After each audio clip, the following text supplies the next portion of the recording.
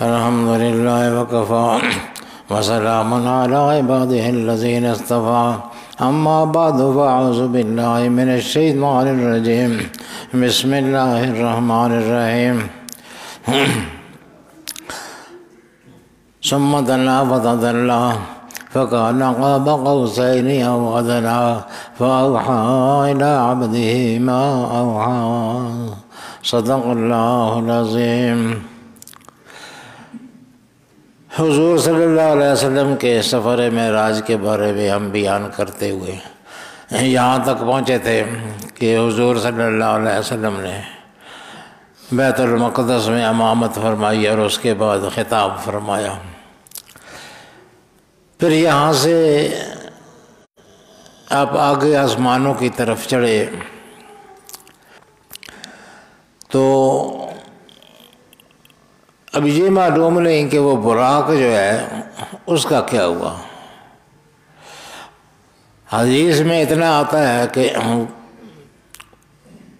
جبریل علیہ السلام نے اس کو وہاں بیت المقدس میں وہاں اس کڑے کے ساتھ باندھ دیا تھا جس کے ساتھ انبیاء اپنی سواریاں باندھا کرتے تھے۔ پھر اس کے بعد براق کا کوئی ذکر نہیں ہے، نہ اوپر جاتے وقت نہ واپسی میں۔ واپسی کس طرح سے ہوئی اور اوپر جانے کا ذکر تو ہے، واپسی کی تو سرے سے تفصیل نہیں ہے کہ کس طرح سے ہوئی، لیکن آگے بڑھنے کے لیے یہاں سے یعنی بیت المقدس سے آسمانوں تک حضور صلی اللہ علیہ وسلم کو معراج نصیب ہوئی۔ اس سے پہلے اسراء ہے، اسراء سبحان الذی اسریٰ بعبدہ لیلا، یہ مسجد حرام سے مسجد اقصیٰ تک اسراء ہے۔ آگے کا سفر معراج ہے۔ تو معراج بنیادی طور پر سیڑھی کو کہتے ہیں۔ یہاں سے بیت المقدس سے حضور صلی اللہ علیہ وسلم آسمانوں تک معراج پر گئے تھے۔ اب معراج جو ہے وہ سیڑھی جس پر حضور گئے تھے وہ اس طرح کی سیڑھی ہے جس طرح یہ خودکار سیڑھیاں ہوتی ہیں، یعنی خود بخود چلتی ہیں۔ اسکیلیٹر کے کیا کہتے ہیں ان کو پتہ نہیں۔ اس طرح کی کوئی سیڑھی تھی جس کے کونوں پر ملائکہ، ہر سیڑھی پر ملائکہ کھڑے ہوئے تھے بے شمار، وہ آخر تک، اور بے انتہا خوبصورت اور بے انتہا حسین اور جمیل تھی۔ اس پر حضور صلی اللہ علیہ وسلم سوار ہوئے اور آگے کا سفر طے کیا۔ اس سیڑھی کے بارے میں علماء نے فرمایا ہے کہ یہ وہی سیڑھی ہے جو عالم برزخ کے ساتھ مربوط ہے اور زمین تک آئی ہوئی ہے۔ یہاں نیک لوگ، متقی لوگ، اللہ کے پرہیزگار لوگ جب ان کی روح قبض ہوتی ہے تو وہ ملائکہ جو ہیں اس کی ایک شاخ کو کھینچ کے اپنے قریب کر لیتے ہیں۔ پھر وہ روح جو نکالی جاتی ہے وہ لپٹی ہوئی بڑی خوبصورت طریقے سے خوشبوؤں میں لپٹی ہوئی، غلافوں میں لپٹی ہوئی، قیمتی غلافوں میں لپیٹ کر روح اس میں تیار کی جاتی ہے اور پھر اس کو اس سیڑھی پر رکھ دیا جاتا ہے۔ وہ پھر سیڑھی اس کو لے کر وہ آخر تک چلی جاتی ہے جہاں اس نے جانا ہوتا ہے۔ آگے سے وہ جس جگہ پر وصول کرنا ہوتا ہے وہاں ملائکہ اس کو وصول کر لیتے ہیں اور وہ سیڑھی مسلسل کائنات میں گردش میں رہتی ہے۔ وہ فرشتے نیک روحوں، نیک لوگوں کی روحوں کو اس پر رکھ کر اوپر عالم برزخ میں جو ان کا مکان ہے وہاں تک پہنچاتے ہیں۔ اور وہ کہتے ہیں، روایت میں ہے کہ وہ بہت خوبصورت سیڑھی ہے، انتہائی خوبصورت ہے۔ آدمی اس کو دیکھ کر ایک قسم کا دیوانہ ہو جاتا ہے، مدہوش ہو جاتا ہے اس سیڑھی کی خوبصورتی کو دیکھ کر۔ اندازہ لگائیں وہ کتنی حسین جمیل ہوگی، پتہ نہیں کن چیزوں کے ساتھ آراستہ ہوگی اور کس طرح اس کے حسن و جمال میں اضافہ کیا ہوگا۔ بعض روایات میں آتے ہیں کہ جب آدمی کی روح اس جیسی سیڑھی پر رکھی جاتی ہے، وہ چونکہ فرشتے قریب کھینچ لیتے ہیں اس کو، تو وہ جو مرنے والا ہوتا ہے اس وقت اس کی نگاہوں سے پردے اٹھے ہوتے ہیں، اس کو سب کچھ نظر آ رہا ہوتا ہے، تو اس کو وہ سیڑھی بھی نظر آ رہی ہوتی ہے جو روح لے جانے کے لیے آئی ہوتی ہے۔ تو وہ میت جو ہے اس کو دیکھتا ہے، اور اس کو دیکھنے میں اتنا محو ہوتا ہے کہ اس کو اپنی تکلیف کا احساس ہی نہیں ہوتا ہے، اور وہ اس کو دیکھتے دیکھتے سیڑھی چلتی جاتی ہے، اور یہ اس کو دیکھتا رہتا ہے یہاں تک کہ وہ نگاہوں سے اوجھل ہو جاتی ہے۔ اس لیے مرنے والے آدمی کی آنکھیں کھلی رہ جاتی ہیں، وہ اسی لیے کھلی رہ جاتی ہیں کہ وہ بساختہ اس کی طرف دیکھ رہا ہوتا ہے، اور اتنی خوبصورت سیڑھی کو دیکھ کر اس کا ہر تکلیف کم ہو جاتی ہے، ہر دکھ کم ہو جاتا ہے، اور اس کا اپنی جان کا ہوش ہی نہیں رہتا ہے، وہ ادھر دیکھتا رہتا ہے، وہ دیکھتے دیکھتے سیڑھی چلی جاتی ہے، اور اس کی روح چونکہ نکل چکی ہوتی ہے اس لیے وہ آنکھیں کھلی رہ جاتی ہیں، اس لیے آنکھیں بند کی جاتی ہیں بعد میں۔ تو یہ بھی اللہ کا انعام ہے، پتہ نہیں کن لوگوں کو یہ سعادت حاصل ہوتی ہے جن کی روحیں اس سیڑھی پر رکھ کر لے جائی جاتی ہیں، اور اس بڑی سیڑھی کی اپنی جو خوبصورتی ہے وہ اپنی جگہ ہے، اور اس سیڑھی کو یہ بھی اعزاز ہے کہ اس پر حضور صلی اللہ علیہ وسلم کے پائے مبارک لگے ہیں، اور اسی پر کھڑے ہو کر حضور صلی اللہ علیہ وسلم معراج پر گئے تھے۔ تو مومن کی کتنی خوش نصیبی ہے، وہ مرتا ہے تو اتنی خوبصورت سیڑھی پر سوار ہو کے عالم برزخ میں اپنے ٹھکانے میں پہنچتا ہے۔ بہرحال حضور صلی اللہ علیہ وسلم اس سیڑھی پر اوپر گئے تو وہاں مختلف آسمانوں میں مختلف انبیاء کے ساتھ ملاقاتیں ہوتی رہیں، اس کی تفصیل بڑی طویل ہے۔ بہرحال حضرت موسیٰ علیہ السلام اور حضرت آدم علیہ السلام، حضرت ابراہیم علیہ السلام بڑے اہم انبیاء میں سے ہیں، بڑے زوردار انبیاء میں سے ہیں۔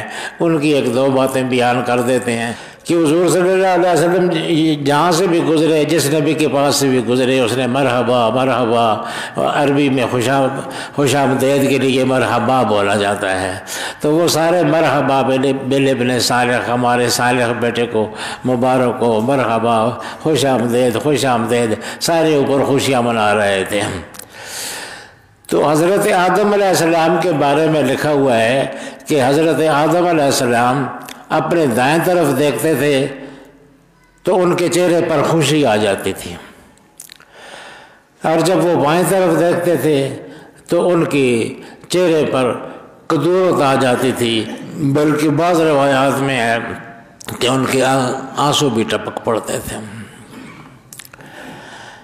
تو جبریل امین سے حضور صلی اللہ علیہ وسلم نے پوچھا کہ جبریل، یہ آدم علیہ السلام کی کیفیت ایک طرف دیکھ کے خوش ہوتے ہیں، دوسری طرف دیکھ کر روتے ہیں، تو انہوں نے کہا کہ یا رسول اللہ، اصل میں یہ ہے کہ یہ ابو البشر ہیں، اور سارے دنیا ان کی اولاد ہے، کافر ہیں، مومن ہیں، بد ہیں، نیک ہیں، سب ان کی اولاد ہیں۔ تو یہ جب دائیں طرف دیکھتے ہیں تو وہ جتنے نیک لوگ ہوتے ہیں وہ ان کے سامنے آ جاتے ہیں، اول سے آخر تک جتنے نیک لوگ ہوتے ہیں وہ ان کو نظر آتے ہیں، تو یہ خوش ہوتے ہیں کہ میری اولاد میں یہ نیک لوگ اور صالح لوگ اور بڑے درجوں والے لوگ ہیں۔ اور جب بائیں طرف دیکھتے ہیں تو وہ جتنے برے اعمال والے لوگ ہوتے ہیں، بد لوگ ہوتے ہیں، وہ سارے ان کو نظر آتے ہیں، تو یہ پریشان ہو جاتے ہیں کہ میری اولاد میں کیسے ناانجار اور بدبخت لوگ آئے ہیں جو اللہ کو بھی جنہوں نے ناراض کیا اور رسول کو بھی ناراض کیا۔ تو یہ دیکھتے رہتے ہیں، نیک لوگوں کو بھی دیکھتے ہیں، خوش ہوتے رہتے ہیں، برے لوگوں کو دیکھتے ہیں، خوش ہوتے رہتے ہیں۔ اب دیکھو آدم علیہ السلام کے علم کی انتہا دیکھو، یہ وہ سارے جو نیک لوگ، نیک روح ہیں، پہلے ہیں یا پچھلے ہیں، وہ جب دائیں طرف نظر کرتے ہیں تو وہ سارے آخر تک ان کو نظر آ جاتے ہیں، اور بائیں طرف نظر کرتے ہیں تو جو برے لوگ ہیں اول سے آخر تک وہ سارے ان کو نظر آ جاتے ہیں۔ بہرحال حضرت موسیٰ علیہ السلام کے بارے میں یہ ہے، موسیٰ علیہ السلام عجیب شخصیت ہے، اللہ تعالیٰ نے بہت مقام مرتبہ ان کو دیا ہے۔ تو ایک دفعہ ایک جگہ سے گزرے تو حضور صلی اللہ علیہ وسلم نے سنا کہ کوئی دو آدمیوں میں جھگڑا سا ہو رہا ہے، ادھر سے سوال ہو رہا ہے اور ادھر سے جواب ہو رہا ہے، اور ادھر سے اس سے کچھ اعتراض ہو رہے ہیں، ادھر سے جواب دیے جا رہے ہیں۔ تو حضور صلی اللہ علیہ وسلم نے جبریل امین سے پوچھا کہ جبریل یہ کیا آوازیں آ رہی ہیں اور کن لوگوں میں مکالمہ اور مخاطبہ ہو رہا ہے؟ تو جبریل امین نے بتایا کہ یا رسول اللہ یہ موسیٰ علیہ السلام ہے۔ تو حضور نے حضرت سے پوچھا کہ یہ کیا کر رہے ہیں، کیا جھگڑا ہے، کس کے ساتھ جھگڑا ہے؟ جبریل امین نے کہا جی اللہ کے ساتھ ان کا جھگڑا چل رہا ہے۔ تو حضور صلی اللہ علیہ وسلم بڑے حیران ہوئے، فرمایا ابا یو عاتب و رب ہو، رب کے ساتھ بھی وہ جھگڑا کرتے ہیں۔ تو جبریل نے فرمایا کہ جی آپ وہ اللہ کا پاک کو ان کی طبیعت کی تیزی معلوم ہے، اس لیے وہ درگزر فرماتا ہے، اس کے ساتھ جھگڑا کرتے رہتے ہیں موسیٰ علیہ السلام۔ تو یہ بھی ایک اللہ والوں کی شان ہے، یہ اللہ سے اپنی باتیں منوانے کے لیے کبھی جھگڑ بھی لیتے ہیں، یعنی وہ جھگڑنا اس طرح سے تو نہیں کہ جس طرح ایک دوسرے کے ساتھ اپنے ہمسر کے ساتھ جھگڑتا ہے، یہ لال کا جھگڑا ہوتا ہے، یا یہ اس طرح جھگڑا نہیں ہے جو بے ادبی کا جھگڑا ہو، یہ لال کا پیار کا جھگڑا ہوتا ہے، شکوہ شکایت ہوتی ہے۔ تو وہ حضرت کلیم اللہ حضرت موسیٰ تو تھے جلالی طبیعت کے، یہ جو نیک بد نرم طبیعت کے تھے یعنی حضرت ابراہیم کے بارے میں ہے کہ فلما جاءت البشریٰ یجادلنا فی قوم لوط، جب وہ قوم لوط پر عذاب کا فیصلہ ہوا تو یجادلنا فی قوم لوط، ہمارے ساتھ ابراہیم نے اس سلسلے میں جھگڑا شروع کر دیا۔ تو یہ نیک لوگوں کا یہ بھی کیفیت ہوتی ہے کہ وہ اللہ کے ساتھ کبھی کبھی جھگڑا بھی کر لیتے ہیں، یجادلنا فی قوم لوط قرآن شریف میں ہے۔ تو بہرحال موسیٰ علیہ السلام نے، میں یہ عرض کر رہا ہوں کہ وہ اللہ پاک کے ساتھ معاتبہ یا مکالمہ یعنی خطاب میں گفتگو میں جھگڑے بھی کر لیتے ہیں۔ اور جہاں تک ابراہیم علیہ السلام کا تعلق ہے تو ان کے بارے میں حضور نے فرمایا کہ میں نے ان کو دیکھا، بیت المعمور میں دیکھا، وہ بیت المعمور اوپر آسمانوں سے اوپر اسی طرح عبادت گاہ ہے جس طرح زمین پر کعبہ عبادت گاہ ہے، یعنی آسمانوں والے سارے بیت المعمور کی طرف توجہ کرتے ہیں اور بیت المعمور کا فرشتے طواف کرتے ہیں۔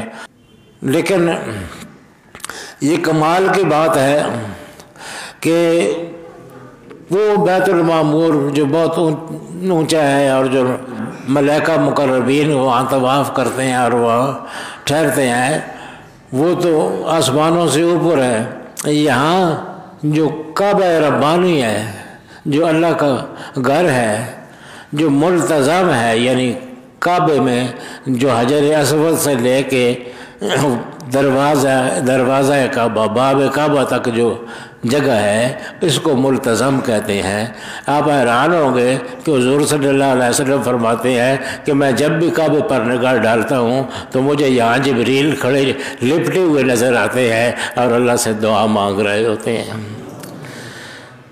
وہاں سے یعنی جبریل امین یہاں اتر آتے ہیں اور کعبے کے ساتھ لگ کر اللہ سے دعا مانگتے ہیں، اللہ سے طلب کرتے ہیں جو کچھ بھی طلب کرنا ہوتا ہے۔ تو یعنی یہاں بیت وہ تو بیت المعمور ہے، یہاں جو بیت اللہ ہے یا کعبہ شریف ہے اس کی بھی بہت بڑا اعزاز ہے، تو بہت بڑا احترام ہے۔ تو وہاں کہتے ہیں کہ بیت المعمور میں حضرت ابراہیم علیہ السلام کے ساتھ ملاقات ہوئی، ان کے ساتھ گفتگو ہوئی،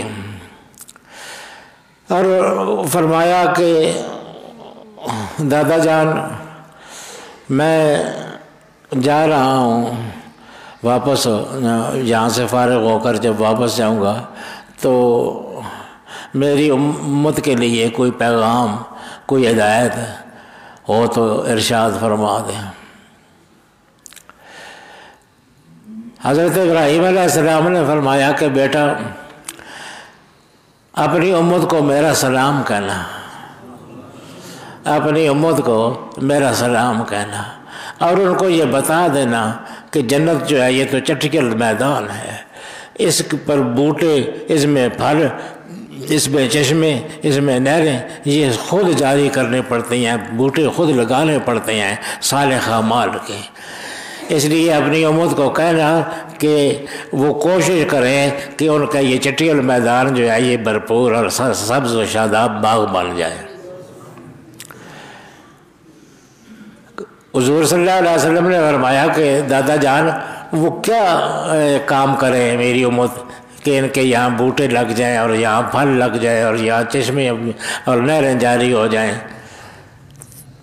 تو فرمایا کہ ان کو یہ کہو کہ سبحان اللہ والحمد للہ ولا الہ الا اللہ واللہ اکبر، یہ کہا کریں، یہ چٹکل میدان آباد ہو جائیں ان کے، یا عالی شان ان کے باغات بن جائیں گے، یہاں عالی شان درخت لگ جائیں گے، یا عالی شان نہریں جاری ہو جائیں گی، چشمے جاری ہو جائیں گے، محلات بن جائیں گے، سارا کچھ ہو جائے گا۔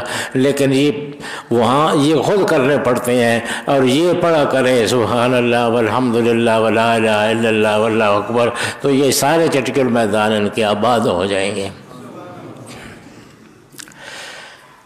تو حضور صلی اللہ علیہ وسلم واپس تشریف لائے جب، تو یہ بات انہوں نے اپنی امت کو بتائی۔ میں یہ کہا کرتا ہوں کہ حضور صلی اللہ علیہ وسلم کسی کا احسان سر پر نہیں لیتے ہیں، لیکن حضور صلی اللہ علیہ وسلم کو اپنی امت کا تذکرہ بہت پسند ہے۔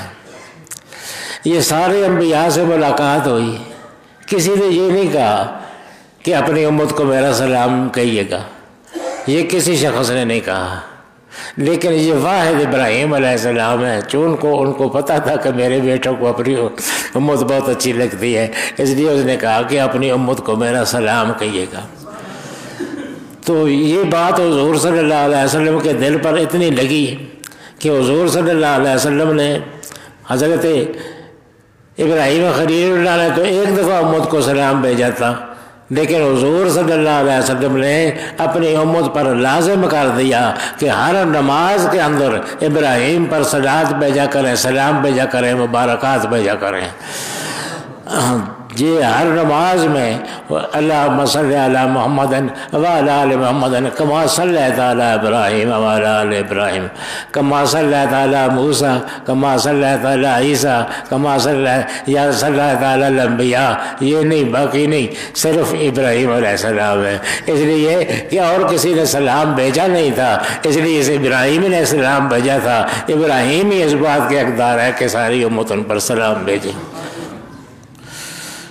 پھر حضور صلی اللہ علیہ وسلم آگے بڑھے، وہ وہاں پر جہاں پر جبریل سے بھی جدائی ہو گئی، جو دردوستی مخلصم یافتی انانم ز صحبت چراتا فتی۔ شیخ سعدی فرماتے ہیں کہ وہاں جا کے حضور صلی اللہ علیہ وسلم نے جبریل سے کہا کہ جو دردوستی مخلصم یافتی، مجھے تو نے دوستی میں مخلص پایا ہے، تو جہاں بھی کہتا رہا میں وہاں جاتا رہا، لیکن اب تو جو ہے میرا ساتھ کیوں چھوڑ رہا ہے؟ آگے چل میرے ساتھ اور چلنا، یہاں آگے کیوں ساتھ چھوڑ دیا ہے میرا؟ یہ سدرۃ المنتہا پر بات ہو رہی تھی۔ جبریل جہاں رک گئے تھے تو ان کہا کہ جو در دوستی مخلصم یافتی انالم جیسے بچرا تافتی. تو آگے سے جبریل جواب دیتے ہیں کہ اگر یکسر موے برتر پرم فروغ تجلا بسوزت پرم. یا رسول اللہ میں تو جانے کے لیے تیار ہوں لیکن آگے میری طاقت نہیں ہے. یہاں سے تو میں ایک بال برابر بھی آگے بڑھوں گا اگر تو تجلیات کا فروغ جو ہے، تجلیات کی کثرت میرے پروں کو جلا دے گی اور میں ختم ہو جاؤں گا. اس لیے یہاں سے آگے جانے کی میری گنجائش نہیں ہے. یہاں سے آگے آپ ہی جا سکتے ہیں. اور پھر آگے واقعی وہ سفر جو ہے عجیب و غریب ہے اور اس کی انتہا بھی عجیب و غریب ہے. اس کی کیفیت کو ہم پوری طور پر نہیں سمجھ سکتے ہیں. اعلیٰ حضرت کہتے ہیں سراغ عین و متا کہاں تھا، سراغ عین و متا کہاں تھا، چراغ کیف و الا کہاں تھا. یعنی عین اور متا کہاں جانا ہے اور کب ہونا ہے یہ وہاں ختم تھا مسئلہ. کہاں کب کا مسئلہ ختم تھا. یہاں سے وہاں تک یعنی سراغ عین و متا کہاں تھا، نشان کیف و الا کہاں تھا. کیف یعنی کس طرح کرنا ہے، الا کہاں تک کوئی چیز نہیں ہے. یہ ساری کیفیات جو ہیں یہ پیچھے رہ گئی تھیں. اس لیے پیچھے رہ گئی تھی کہ نہ کوئی راہی، نہ کوئی ساتھی، نہ کوئی منظر، نہ مرحلے تھے. وہ ایسا مقام تھا، نہ کوئی راہی تھا آپ کے ہمراہ، نہ کوئی ساتھی تھا آپ کے ساتھ، نہ کوئی منزل تھی، کوئی مقرر، لا انتہا تھی، ہر چیز غیر متناہی تھی. تو نہ مرحلے تھے، نہ ہماری طرح مقرر مرحلے تھے، نہ کوئی منزلیں تھیں. بس اس پر حضور چلے جا رہے تھے. جہاں نشان کیف و الا ختم ہو گیا، جہاں سراغ عین و متا کا ختم ہو گیا، وہاں سے آپ آگے بڑھے. تو اعلیٰ حضرت کہتے ہیں کہ ادھر سے پے ہم تقاضے آنا، ادھر تھا مشکل قدم بڑھانا.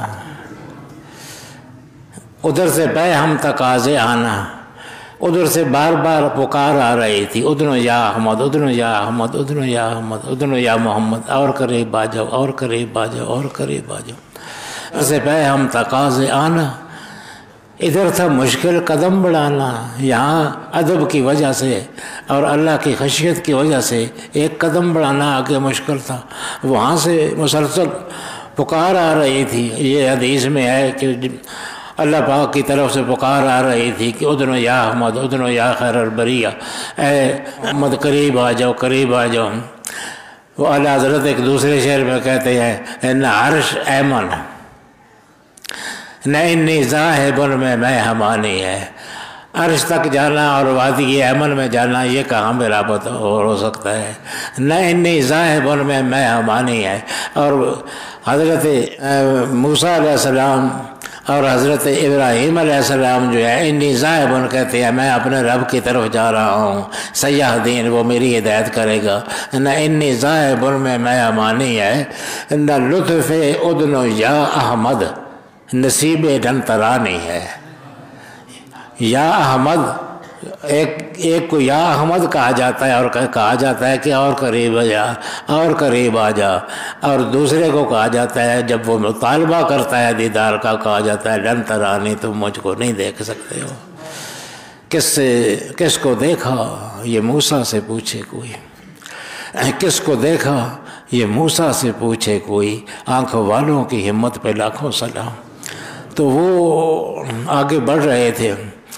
تو وہاں صورتحال ایسی تھی کہ وہاں آگے جانا جو ہے بہت ادھر تھا مشکل قدم بڑھانا.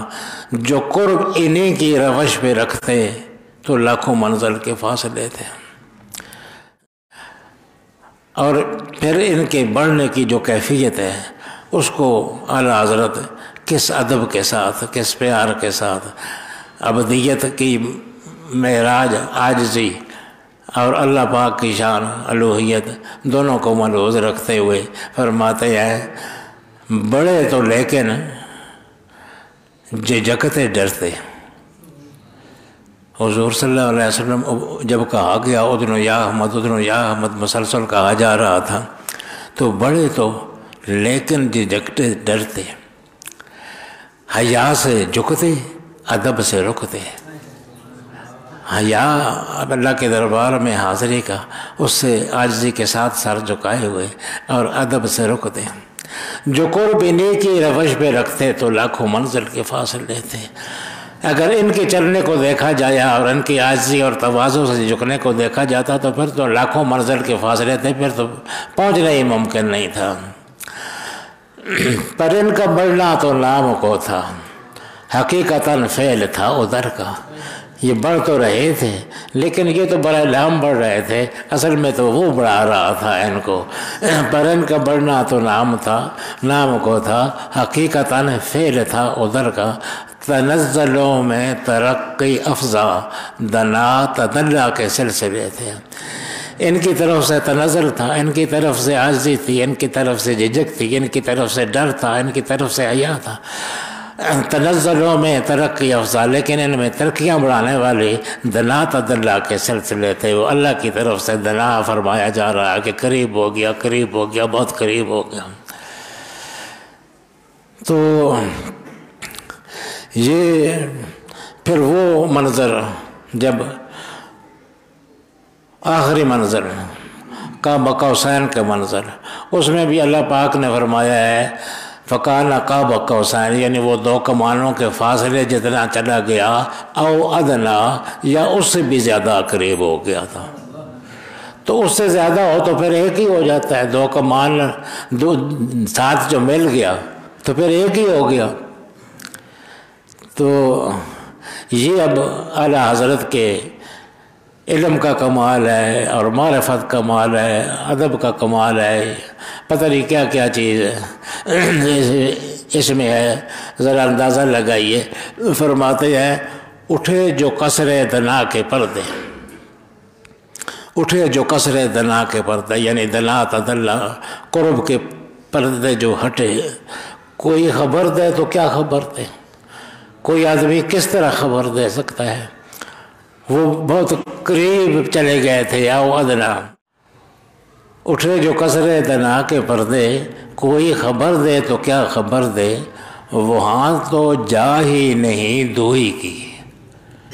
وہ تو ایسا مقام ہے کہ وہاں دو نہیں رہتے ہیں، ایک ہو جاتے ہیں۔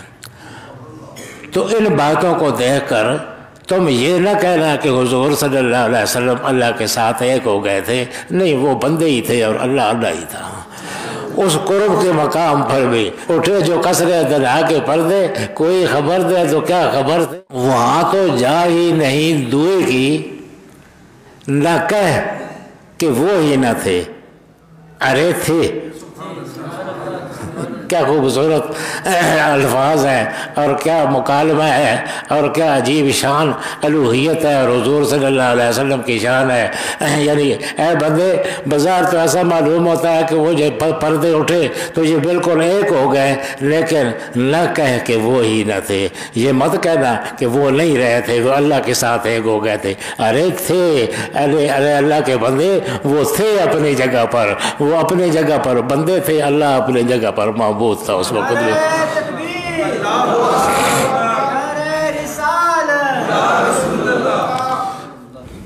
تو یہ دوستو حضور صلی اللہ علیہ وسلم کے سفر معراج کی انتہا ہے۔ فکان قاب قوسین او ادنا فاوحی الی عبدہ ما اوحی۔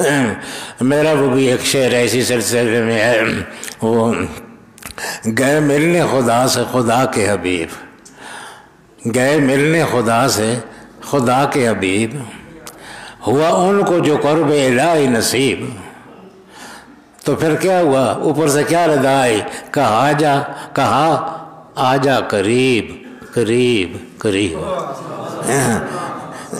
کہا آجا قریب قریب قریب، ذرا دیکھو تو شان لقاء نبی، اللہ کی اور خدا کی لقاء کا یہ منظر بھی دیکھو کہ وہ ادھر سے کہا جا رہا ہے کہ آجا قریب قریب قریب۔ یہ ان کی ہی شان ہے، انہی کا مرتبہ ہے، ان پر لاکھوں صلاۃ و سلام ہوں اور ان کی دعائیں توجہات ہمارے شامل حال ہوں۔ وصلی اللہ علیہ سیدنا محمد وآلہ وصحبہ۔ اللهم لا تقتلنا بغضبك ولا تهلكنا بعذابك وعافنا قبل ذلك إنك أنت أرحم الراحمين. اللهم إنا نعوذ بك من درك الشقاء وسوء القضاء وجهد البلاء وشماتة الأعداء. اللهم إنا نسألك العفو والعافية والمعافاة الدائمة في الدنيا والآخرة. اللهم إنا نعوذ بك من البرص والجنون والجذام وسيء الأسقام. اللهم عافنا في البدن، اللهم عافنا في السمع، اللهم عافنا في البصر، اللهم عافنا في سائر الأعضاء. لا إله إلا أنت.